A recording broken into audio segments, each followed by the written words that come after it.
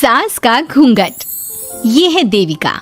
देविका पढ़ी लिखी और मॉडर्न लड़की है, लेकिन उसकी शादी ऐसे परिवार में हुई है जो गांव में रहता है। भले ही ये 21वीं सदी है, लेकिन देविका की ससुराल वालों की सोच वो तो 18वीं सदी से आगे बढ़ी ही नहीं। आइए जानते हैं क्या होगा जब शहर की पढ़ी लिखी और मॉडर्न लड़की फंस जाएगी संकीर्ण मानसिकता वाले माहौल में। सागर, ये तुम्हारे गांव में सबने इतने लंबे लंबे घूंघट क्यों कर रखे हैं?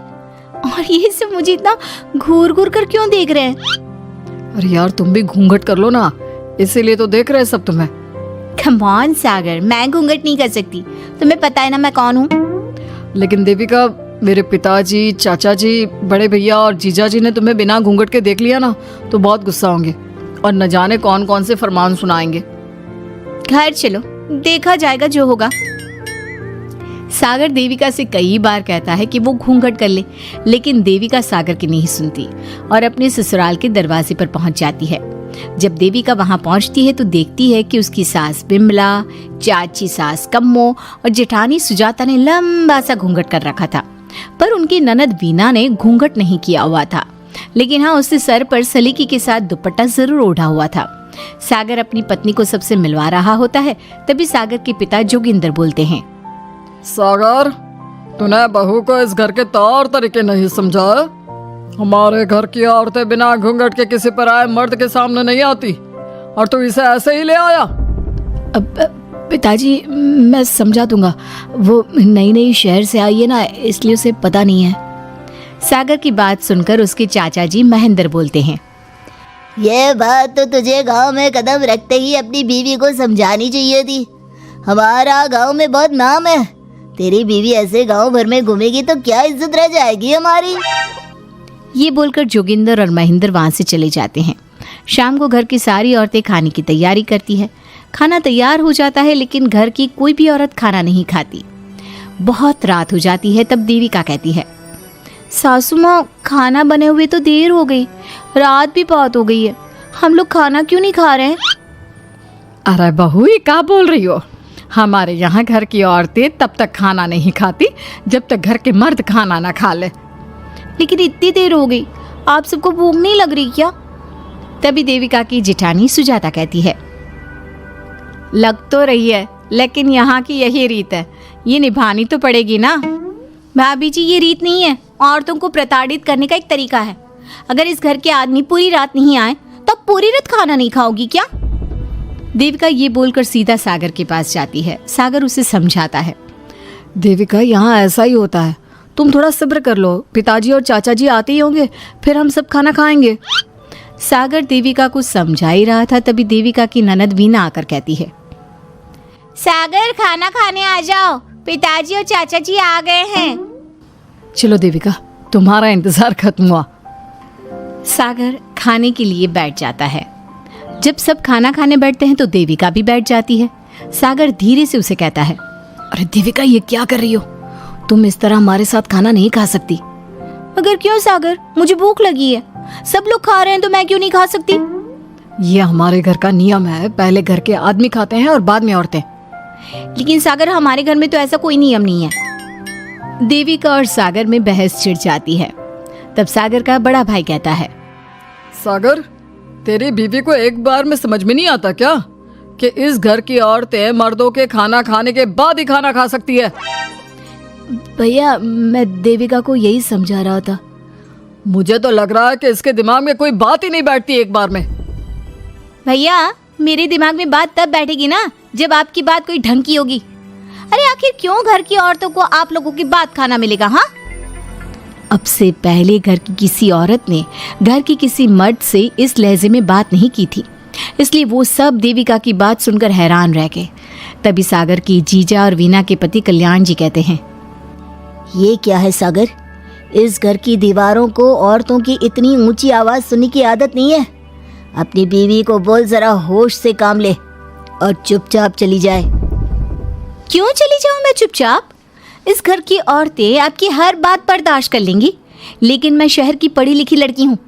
आपके कोई भी फालतू के रीति रिवाज मैं नहीं बर्दाश्त करने वाली।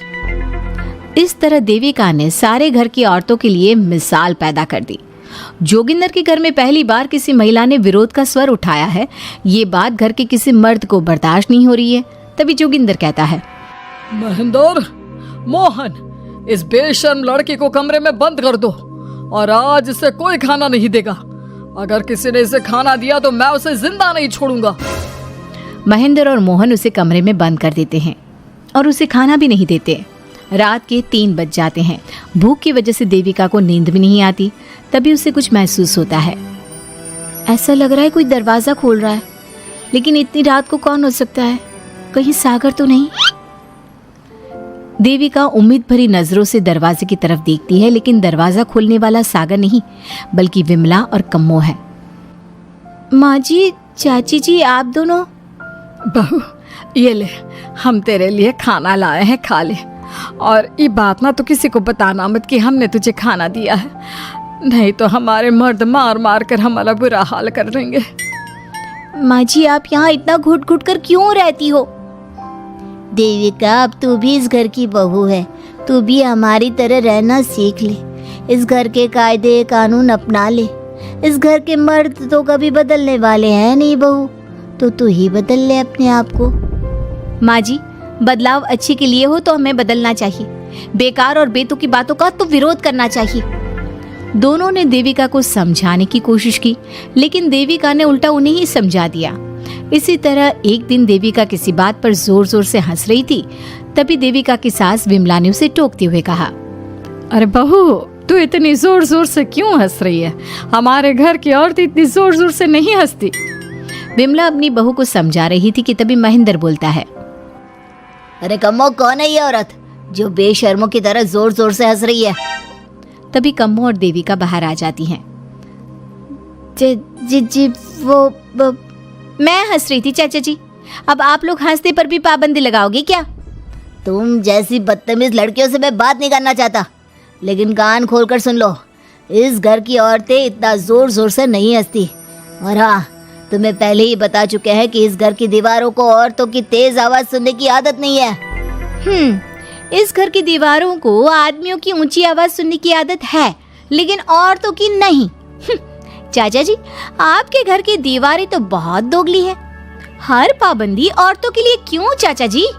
औरतें ये नहीं कर सकती, औरतें वो नहीं कर सकती। औरतें सांस ले सकती है या उस पर भी पाबंदी है?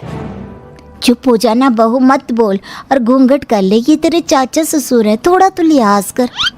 कम्मो के समझाने पर भी देविका चुप नहीं होती। वो महेंद्र से ऐसे ऐसे सवाल पूछती है जिनका जवाब उसके पास होता ही नहीं। महेंद्र गुस्से से सागर को आवाज देता है। महेंद्र की आवाज सुनकर घर के सभी आदमी बाहर आ जाते हैं। जी चाचा जी, आपने बुलाया? अपनी मुंह जोर बीवी को यहाँ से ले जाने तो कुछ अनर्थ हो जाएगा। क्या हुआ चाचा जी? तेरी बीवी जिस तरह से मुझसे बात कर रही है, छोटे बड़े की तमीज नहीं है इसे। कम से कम 7 दिन तक ये कमरे से बाहर नहीं निकलनी चाहिए। अगर इसे मैंने कमरे से बाहर देख लिया तो किसी की खैर नहीं, समझे? पर मैंने कुछ गलत नहीं बोला। सागर, जो सच है मैंने वही कहा है। देविका, चलो मेरे साथ। लेकिन सागर, मेरी बात तो सुनो। सागर देविका को वहां से ले जाता है। इसी तरह से कई दिन बीत गए। अब देविका अपने ससुराल में हर गलत बात का विरोध करने लगी, लेकिन जितना ज्यादा वो विरोध करती, उसके ससुराल वाले उस पर उतना ही ज्यादा अत्याचार करते। अब देखना यह है कि देविका अपने ससुराल वालों के अत्याचार को यूं ही सहती रहेगी। क्या उसके ससुराल में घूंघट में औरतों का दम इसी तरह घुटता रहेगा? अगर आप इन सवालों के जवाब जानना चाहते हैं ना, तो हमें कमेंट करके ज़रूर बताइएगा। और हमारी स्टोरी को लाइक, शेयर और चैनल को सब्सक्राइब करना ना भूलें।